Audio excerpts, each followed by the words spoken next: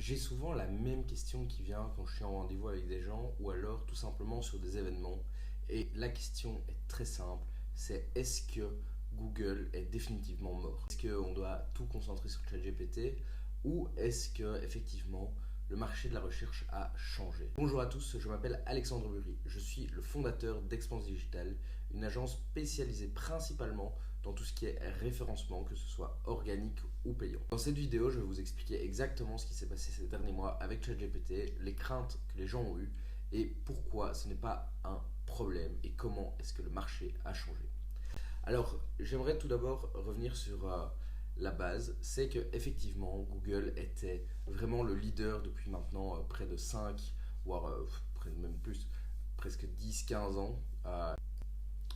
Il faut quand même tout d'abord se rendre compte d'une première chose, c'est tout simplement que Google Ads, typiquement, ça représente plus de 350 millions de dollars de chiffre d'affaires pour Google rien qu'en 2024, et on parle uniquement de Google Ads. Donc c'est effectivement une poule aux œufs d'or pour Google, que ce soit même le SEO d'ailleurs qui ramène énormément de trafic sur les entreprises, pour les entreprises.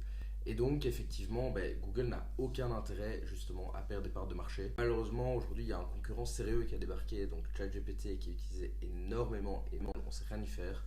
Donc, avant ChatGPT, on était à 10,5 trillions de sessions par semaine, donc ça fait plus de 40 trillions de sessions. Donc ça, eh bien, en fait, ce qu'on pensait tous qui allait arriver, c'était un peu que Google allait s'effondrer d'un coup.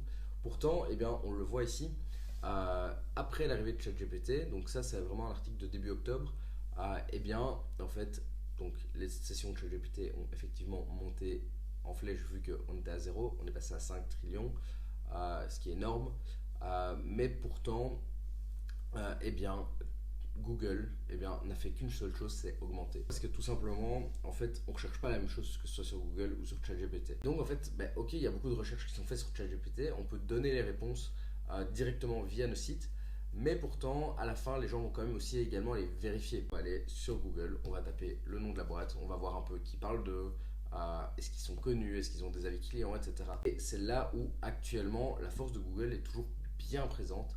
Eh bien évidemment que non. Là, ce qu'on fait maintenant, c'est qu'on va créer également, comme avant, des articles pour répondre à des questions, mais des questions qui sont plus d'ordre conversationnel.